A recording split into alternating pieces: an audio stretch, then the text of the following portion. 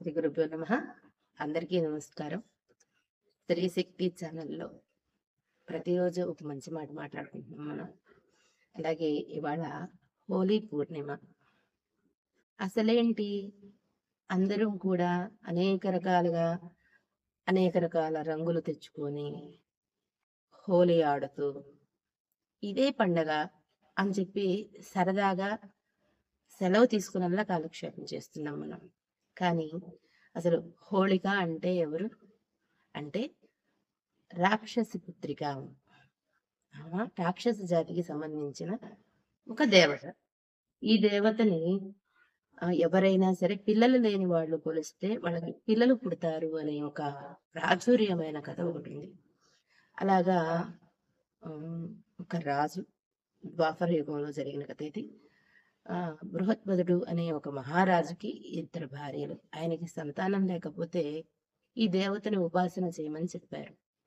చెబితే ఆ ఉపాసనలో ఆయనకి ఒక పండు లభించింది. ఆ పండుని 2 భాగాలు చేసి 2 భార్యలు స్వీకరిస్తారు. స్వీకరించినప్పుడు ఎలా అయితే దానిని సగం చేసి వాళ్ళు తీసుకున్నారో అలాగే 2 భాగాలుగా ఒక పుత్రుడు పుడతాడు. అరే, ఇలా జరిగింది ఏంటి అని చెప్పి ఆ 2 భాగాలని కలుపుతారు. దాన్ని అతికించి దాన్ని ఒక భాగంగా తయారు చేస్తే ఆయన పేరే జరాసంధుడు.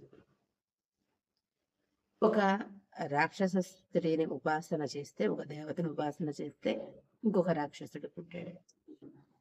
ఆ జరాసంధుడిని వధించడం, అలాగే హోలీ పూర్ణిమ నాడే శ్రీకృష్ణుణ్ణి ఉయ్యాల్లో వేశారు అనే ఇంకొక కథనం ఉంది.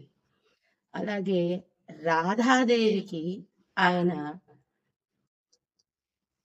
ఆయన్ని కోరుకున్న రోజు, ఆవిడ ఆయన్ని కోరుకున్న రోజు ఇదే అని చెప్తారు. ఇంతకన్నా లోతుగా చెప్పము, ఇది అని చెప్తారు.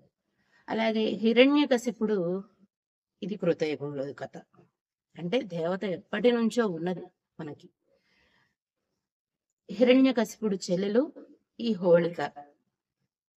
ప్రహ్లాదుడు ఆయన 24 గంటలు హరినామం చేస్తుంటే అది తండ్రికి నచ్చక అనేక రకాలుగా అనేక విధాలలో ఆయన్ని నివారించాలి అని చెప్పి ఎన్నో శిక్షలు విధిస్తూ ఆయనకి ఎన్నో రకాలుగా చెప్పి చూస్తాడు ఆయన తండ్రి. కానీ హరినామం తప్ప ఇంకొకటి నాకు లేదు, తెలియదు, అక్కర్లేదు, ఎక్కడైనా సరే నా స్వామి నన్ను కాపాడతాడు అని చెప్పి ఆయన నిశ్చల భక్తితో సమాధానం చెప్తాడు. అప్పుడు హోళిక అనే తన చెల్లెల్ని పిలిచి, నువ్వు అగ్నిలో కూర్చో, ఆవిడికి ఒక శాలువ ఉంటుంది, ఆ శాలువ ఆవిడ కప్పుకుంటే ఆవిడకి ఎటువంటి అగ్ని కానీ ఏది కానీ ఆమెకు తాకదు, ఆవిడికి ఆ వరం ఉంది. నువ్వు ఆ శాలువ కప్పుకొని ప్రహ్లాదుని ఒళ్ళో పెట్టుకొని కూర్చో, వాడు అగ్నికి ఆహుతైపోతాడు, నువ్వు అలాగే బయటకు వస్తావు అని చెప్పి చెప్తాడు చెల్లెలకి. సరేనని చెప్పి అన్నయ్య కోసం ఆవిడ అదే ప్రయత్నంగా అలాగే చేస్తుంది. కూర్చొని అగ్నిలో కూర్చొని ఆవిడ శాలువా కప్పుకుంటుంది, ఆయన్ని ఒళ్ళో పెట్టుకుంటుంది. ఆయన మాత్రం చక్కగా నిశ్చలంగా హరినామాన్ని చేస్తూ అలాగే కూర్చుండిపోతాడు. ఆయన భక్తి కాపాడుతుంది ఆవిడ శాలువాతో సహా అగ్నిదేవుడు దహనం చేసేస్తాడు. ఆ హోళిక అనే రాక్షస దేవతని సంహరించిన రోజు కాబట్టి హోలీ పూర్ణిమ అయింది. హోళిక ఆ రోజు మనకి మొదలైంది. ఇది కృతయుగం నుంచి ఉంది.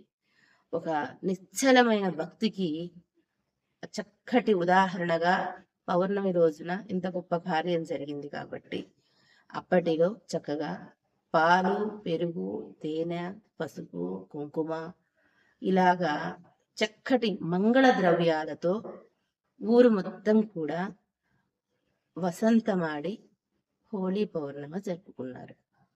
ప్రతి పౌర్ణమి రోజున ఎవరైనా సరే అమ్మవారి ఆరాధనలో చక్కగా నిక్షిప్తమైన వ్రతాలతో, నోములతో, తాంత్రికం చేసేవాళ్ళు కూడా, తాంత్రిక విద్యల్లో కూడా అమ్మవారి ఉపాసన చెప్పబడింది.